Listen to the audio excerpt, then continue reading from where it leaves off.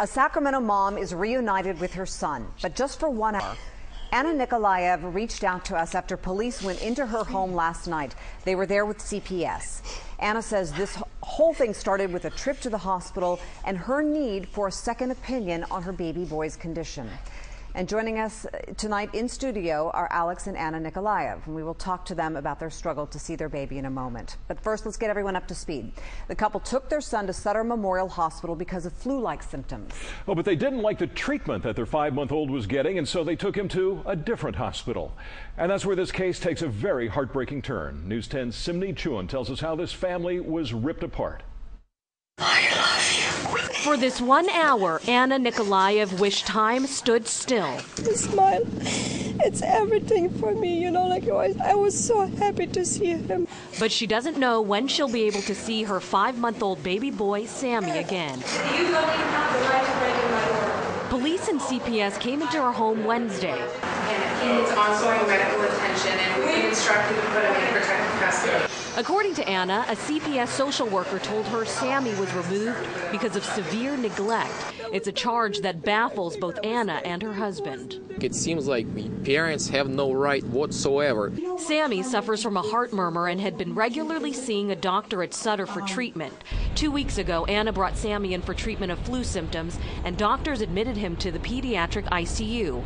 But when doctors started talking about heart surgery, she wanted a second opinion. Anna took Sammy out without a proper discharge. She went to Kaiser Permanente, where medical records show the doctor described Sammy as clinically safe to go home with his parents.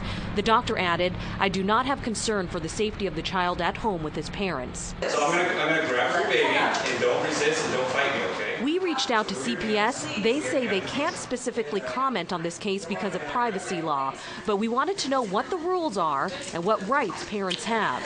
CPS says we conduct a risk assessment of the child's safety and rely heavily on the direction of healthcare providers. And now Anna and Alex find themselves fighting for Sammy's return and for their rights as parents. We did everything. We went from one hospital to another. We've just been, you know, like want to be safe that he is in good hands.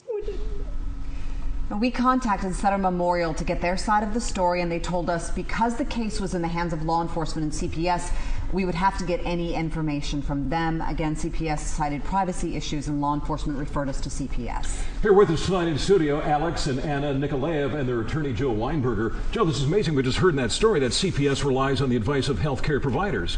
Well, we had a healthcare provider at Kaiser saying there's no reason that the baby couldn't go home with its parents, yet CPS took the child anyway. Which is absolutely amazing to me as to how a government can reach out and snatch a child after a doctor said there's not an issue.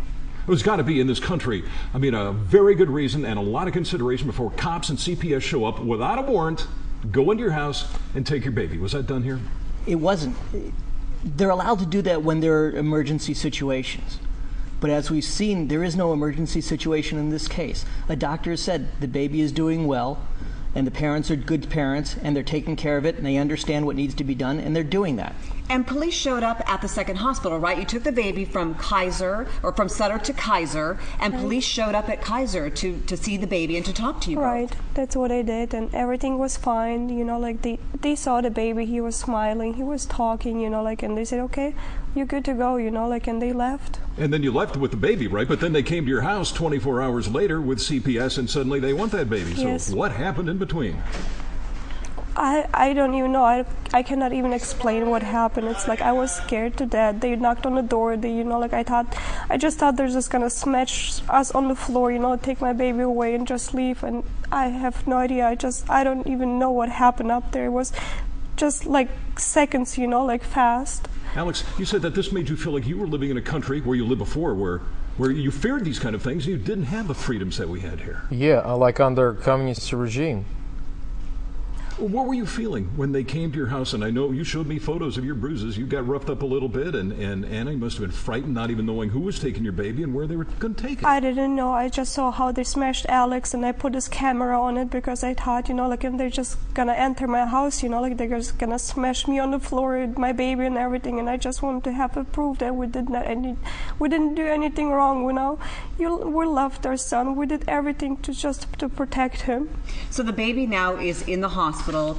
And who has authority over the baby? CPS. Right now, CPS has taken charge of the baby. They've literally kidnapped this child away from really good parents. You know, according to Anna, apparently someone at CPS has accused these parents of neglect. And yet, is there any evidence of that? There's actually evidence of the exact opposite. These are parents who have taken their child to Everywell Baby, who because of a heart murmur have gotten a cardiologist who's checked it out, who when the baby had a flu, took him to the hospital like most parents would do because this is their first child and they didn't know.